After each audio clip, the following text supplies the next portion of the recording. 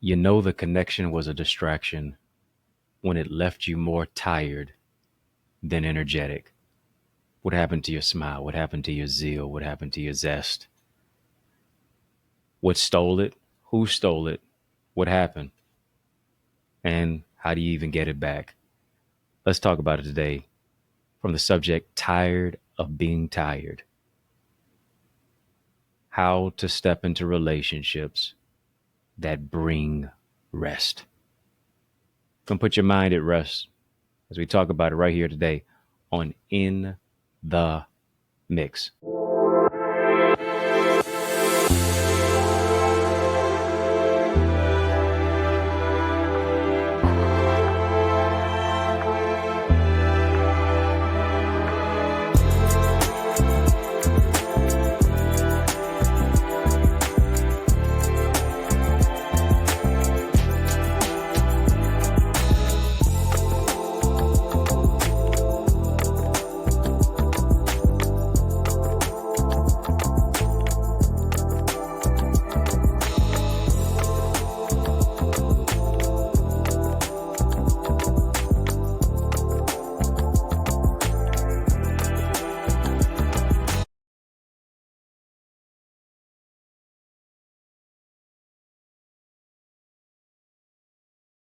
What's going on, family? And as I tackle this subject, I can't help but to think about the late, great civil rights leader, Fannie Lou Hamer, who said, I'm sick and tired of being sick and tired. I don't know if we are, though.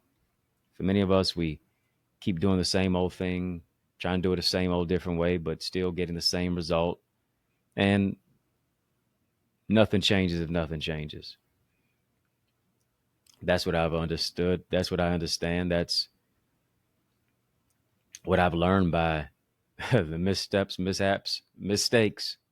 Life is a teacher, and we have to be willing to learn the lesson so that we don't remain where it is that we shouldn't have never been. And as we're talking today about relationships that bring rest, sometimes we're under the arrest of control. We're not at rest because we're under the arrest of control and of manipulation and of divisiveness and of negativity and of a lack of trust because somebody broke your trust, of being hurt, going in the same old cycle, systems, same old patterns with the same old people, to where you're in a new relationship, but it's really the same old relationship. It's just a different face. And one of the telltale signs is your level of energy. Oftentimes, we are so depleted. We are so ran down. We are so run over. We become such a doormat to people because we didn't set any boundaries that were able to enable us to maintain our level of energy. I'm talking about the energy for your work, the energy to where you had a zest in life, the energy to where you actually had joy, the energy to where you didn't expend it arguing with other people. You didn't expend it arguing with somebody. You weren't on some type of emotional roller coaster, up today, down tomorrow, or up today, down the same day. But no, your energy was spent being productive. And you had somebody who complemented that level of energy, or you had people in your life who complemented that level of energy. They didn't reduce you. They empowered you to produce the value that's on the inside of you. Number one, here's what they do. Relationships that bring rest do this. They are affirming. They are affirming. They affirm your self-worth. They affirm your greatness. They affirm the reality of who it is that you are. These kind of relationships empower you to wear your crown. Yeah. Wearing your crown like the king that you are. Wearing your crown like the queen that you are. Wiping your frown and wearing your crown. To wear your crown, you got to crown yourself with joy and peace and love and increase. Do you have people whose words literally become a crown that rest on your mind, that rest on your head? Or are they just arresting your attention with drama, with junk, with negativity of what you'll never do, what you'll never become, what you'll never overcome? You don't need that. You need relationships that are affirming. Here's the thing: nobody can affirm you if they don't affirm themselves first. They won't even know how to affirm you. You know how they know how to affirm you? They know how to affirm you because they've taken the time to affirm themselves. They practiced affirming themselves. They affirmed themselves when it was hard. They affirmed themselves with tears in their eyes. They affirmed themselves when life seemingly was beating them down. They affirmed themselves when they had more challenges and more negative experiences than they did have positive interactions. Who is affirming you? What are they saying to you? What are they saying about you? Are they putting people down to you? Because if they're always putting people down to you, they'll never lift you up and they'll never lift anybody else up. Do I have relationships that are affirming, that says, you know what? You are seen, you are heard, you are loved, you are valued. They don't put you down because your opinion is different than theirs. They don't want to excommunicate you or excoriate you simply because you don't think the way that they think. You may have a disagreement, but are you all disagreeable? You need affirming relationships, but you got to be tired of being tired. And for many of us, we surround ourselves with red flags because red has become our favorite color. We are running red lights, stopping on green ones. Oh, we lean into red flags, but we're now questioning and we're suspicious of green flag people. Make that make sense. You have to renew your mind. Secondly, after affirming, as we're talking about relationships that bring rest. Secondly, these are transparent relationships. Relationships that are affirming, relationships that are transparent cause you to rest. See, sometimes you can be literally laying in the bed, you could literally be sleeping, but you're not resting because your mind continues to keep going. Your mind has you all over the place. You're so emotionally distraught. You didn't have anybody who was affirming to you. You had people on a goose chase. You had people on a goose hunt. You had people who you were trying to track down and chase down. Do you love me? Do you like me? Do you miss me? Do you value me? You need individuals who can be transparent. Here's the thing: to create a transparent relationship or to have transparent relationships, you've got to build a culture. You've got to build a circle. You have to build a safe space where you both can communicate from a level of transparency. Transparency doesn't say I want to diminish you, I want to put you down. Transparency says there's openness and there's honesty. Transparency says this is really where I am in my life right now. And because you are where you are in your life, and you may not necessarily be where they want you to be, or they're not where you want them to be, you don't destroy the relationship, you don't diminish them simply because they may not be on the same frequency as you. But that's where transparency comes in, right? Because a lot of times we're just trying to fake it to make it. We're trying to placate to other people because either we don't have our boundaries or we want people to like us or love us so much that now we sacrifice the real truth of who it is that we are so that we can appease people, we can please people, so that they're not upset with us. But that's where transparency comes in. Transparency is a level of intimacy that goes beyond physicality. Transparency says that intimacy aspect is into me see. I am allowing you to see into me as I am seeing into you.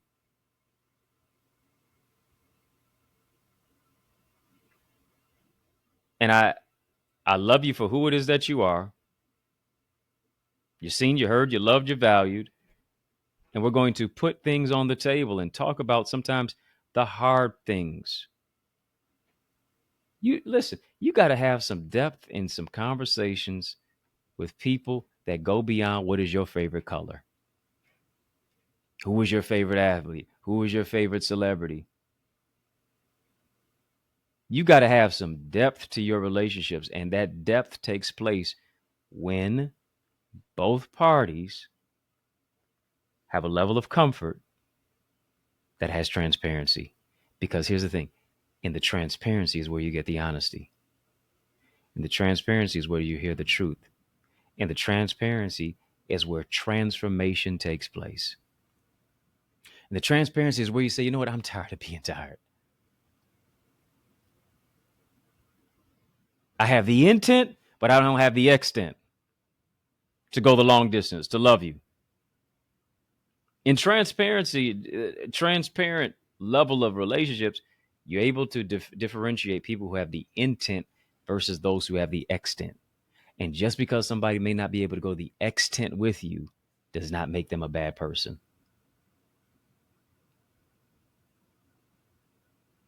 Everybody does not have the grace for you. And when you are able to surround yourself with people who literally have the grace for who it is that you are, they don't want to run from you, they want to run to you. That now brings relationships, that now builds relationships that bring rest. You got affirming, you got transparency, you've also got accountability.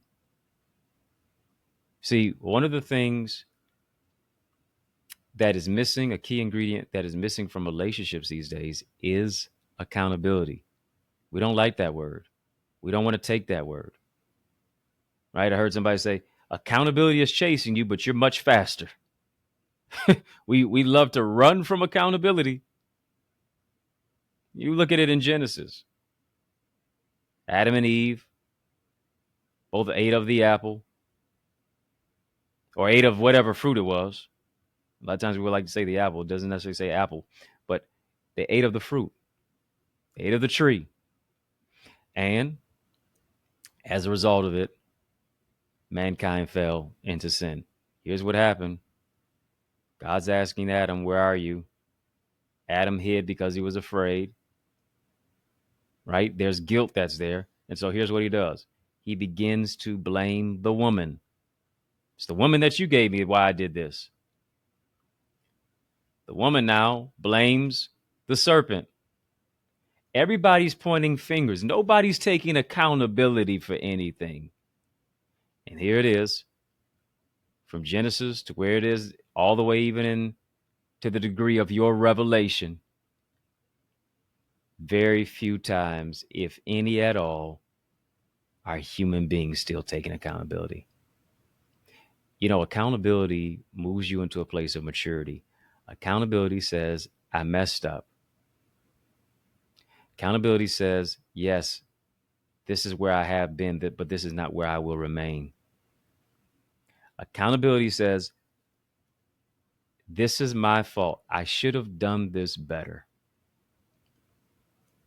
Many people don't want to take accountability because accountability for many people, it makes you feel as if something is wrong with you. You have to be able to separate who you are from what you did. You have to be able to separate who you are from what happened. And until you take accountability, you can't really rest.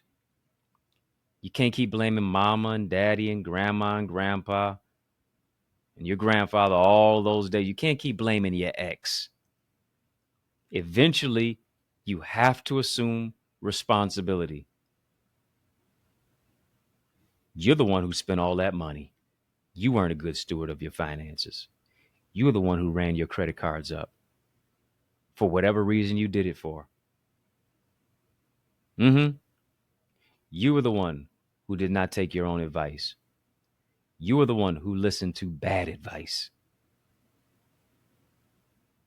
You were the one who felt you knew it all, but you soon learned the lesson that a know-it-all really knows nothing at all. You're the one who wouldn't listen. You're the one who thought you had all the answers. Come on now. Got to take accountability.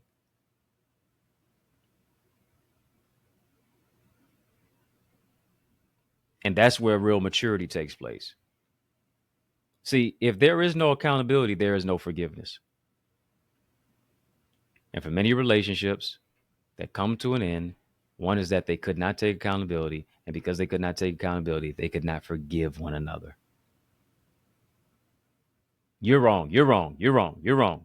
But who is willing to say, I was wrong? I messed up. I need to work on myself. I need to get counseling. I need to get therapy. I need to remedy the traumas and the triggers. I need to delve into the mother wounds, the father wounds, the childhood wounds, so that, here it is, you're not bleeding on people who did not cut you. Relationships are like boarding an airplane. Too much baggage is going to cost you. It's going to cause you to crash simply because you didn't heal from your past. You got to get tired of being tired. You got to get sick and tired of being sick and tired. Then and only then are you able to find rest that now moves you into a place of affirmation, transparency, and accountability that all bring you to the lens of transformation. Listen, there's something that I was saying that actually was pulling on your heartstrings, compelling you to grow, compelling you to develop, to say where I am right now is not where I should remain and not where I should be. And I want to challenge you to accept the challenge of joining my academy so that you can experience a level of transformation. I'm talking about transformation to where you can heal, transformation to where you can trust, transformation of you overcoming obstacles, transformation of you now moving from stuck and stagnant to stable, to unstoppable, from uncertainty to unstoppable, from being uncertain to being unstoppable. I'm talking about you having the confidence and the wherewithal to now be able to sit across the room, across the table at business meetings and be able to communicate your vision without hesitation. Being able to write the book, being able to talk about your journey and how you have healed and how you move into a place of transformation. It's time for you to allow me to show you how to close the gap. I'm talking about you closing the gap between your ideas, your impact, your influence, and ultimately your income. And it takes place in the most transformative online community, which is the Eagles Academy. I want you to go right now to theeaglesacademy.com. Go to theeaglesacademy.com. When you get there, tap the enroll now button, fill out the form. Guarantee that you're going to be transformed. You don't just grow in a silo. I want you to grow around accountability partners, around leaders locally, nationally, and globally who have imbibed the fact that a win for you is a win for them too. Go right now to theeaglesacademy.com. When you get there, tap the enroll now button, fill out the form. I guarantee that you're going to be transformed. I want you to experience that transformation. I want you to experience that transformation even right now.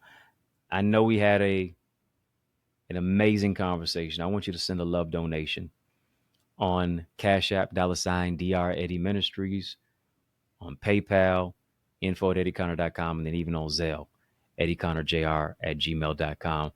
I'm doing so much work in the community. I'm feeding our community. I'm feeding